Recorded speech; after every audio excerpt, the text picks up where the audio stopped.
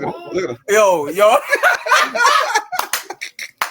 Oh, you got serious. Yo, God. What you got on a muscle?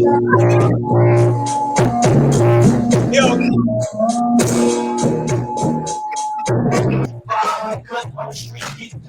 On the east.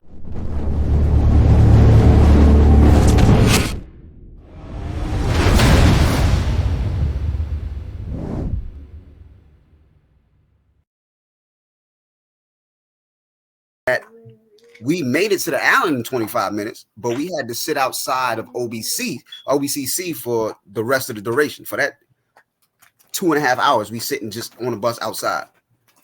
Why is that? Lack of COs, staff, lack of COs, and OBCC was the intake part of the jail. So everybody that's coming to jail has to go to OBCC, and it's overcrowded with people that got arrested and understaffed with CO. Okay, let me go into this real quick. Right, I want you to see something. We're gonna look at this real fast and tell me what you think about what this lady is saying. All right. It's on an island in the middle of the East River between Queens and the Bronx. Most of the 5,700 people in the city's jails are held at Rikers Island. Most of them are awaiting trial. Amidst skyrocketing violence, staffing shortages, chronic medical neglect, some are calling Rikers a death trap. So far this year, 12 people have died at Rikers and the city's jails, the most since 2016. Is that accurate? 12 people? Have you heard about that? Like that many people dying? Listen, the span I was there, it was between August and September. All them people died in that span. Them 12 people, I call my wife every day, and every time another person died, we would talk about it. Those 12 people died while I was there.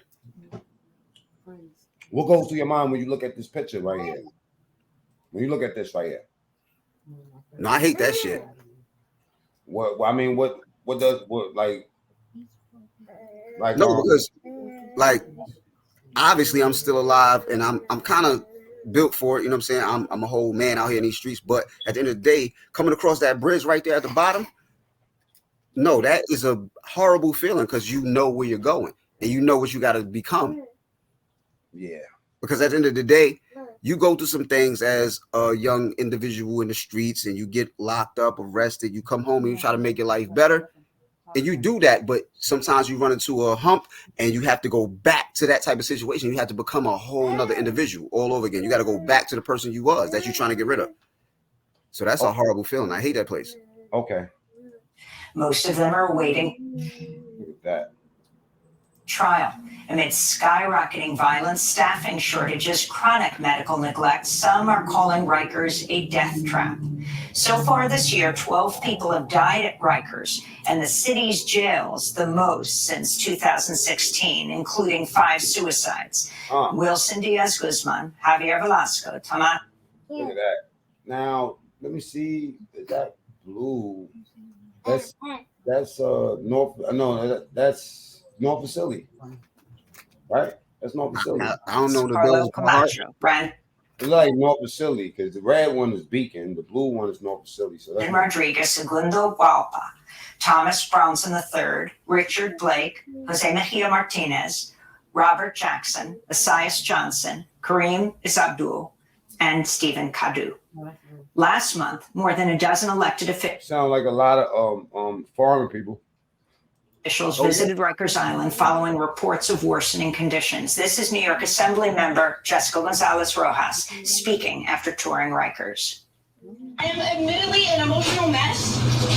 I have 9 pages of mothers to call, of partners to call, of loved ones to call.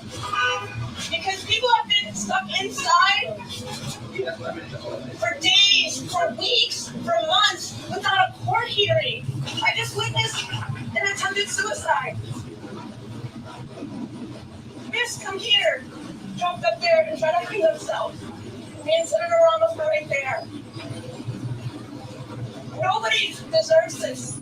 Well, this week, New York Governor Kathy Hochul. Let's go here. This cell that they called a cell was actually shallow, couldn't sit, couldn't stay. Point. It was just stunning. I honestly believe this country would invade another country to rescue people who were living in the conditions I saw. It was really very hard to explain unless you were there. Now, I'm going to tell you the whole entire truth. COs are COs. It was definitely a lack of them. It wasn't a lot of them present. Probably like 50% of the COs didn't come to work type of thing. Guesstimation. Don't quote me on that as an absolute fact. But it's a bunch of them that didn't come to work. So we pretty much ran the jails ourselves as inmates. Their thing was they want what they want. And because they have the ability to blame COVID and all manners of things, they just didn't want to show up to work and still get paid. They got paid not coming to work. They didn't really care about nothing. They was staying home getting paid. They was getting checks week after week staying home. So it ain't got nothing to do with none of that. COs and COs. You become a CO, you know what you sign up for. You dealing with violent individuals most of the time, and you know they violent, so you a CO. You got to get with the program. And you know how the island was since the 90s, that when we came up, it was lit back then. No, the COs ain't stopped showing up to work. Now, all of a sudden, COVID comes up. You don't show up to work. You just took advantage of the system. And at one point, I was talking to my wife. I said, yo, I understand it. I really can't respect it or agree with it, but I understand it because if I'm working and I can go home and stay home and get paid, I'm staying home and get paid. And that's what they were doing. Okay. Let me run some of this real quick. As you look at these pictures, right?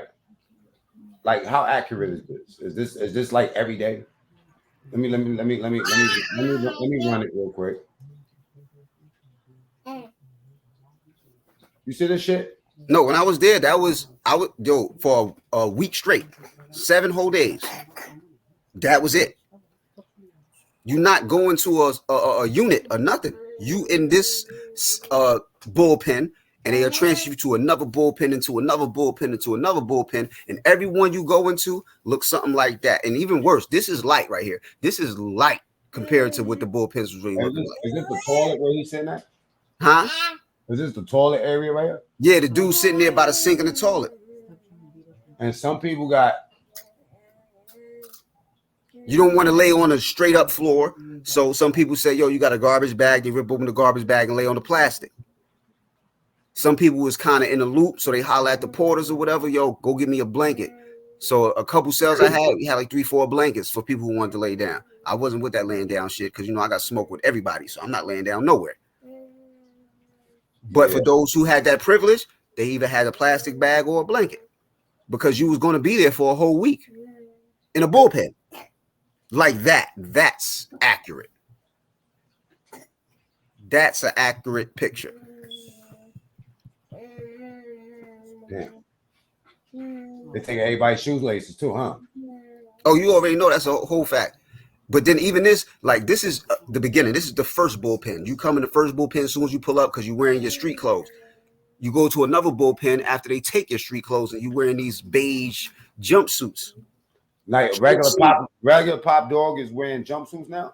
Yeah, there's no personal clothing. You can have sneakers or whatever the case may be, but your pants and shirts are this beige colored jumpsuit thing, like the greens up north. And then they giving you the short sleeve joints with the thin ass pants with the Bruce Lee sneakers. And it's like 30 degrees in the cell. The Wataos. Yeah, exactly. Hi, y'all. But it's mad. There they go. The gray, the beige joints. That right there. That's them right there. You see the kicks up in the top by the dude with the orange joints. Yeah. Yeah, those things. They give you those. And it'd be mad brick. It was like 30 degrees the whole entire time. You freezing to death. My man definitely feet stink. Yo, no, it's way worse than that. It's a lot going on. You know, you got people who going getting got you. You just getting in there. I don't know how I was able to do this shit, man. That's how, just like that. And the crazy shit, I was in that bullpen. I see the blue and the orange. I was in that bullpen. And then you see you got to do with the wheelchair. I was telling people that the cell I was in, they put the dude with the wheelchair in the cell. You ain't supposed to put a wheelchair dude in the cell with everybody else, but they put everybody with everybody. They don't care who. You could be mentally disabled, physically disabled. You could be whatever crime you committed, soft crime, the hardest crime, killer, whatever. Y'all all going together because they don't.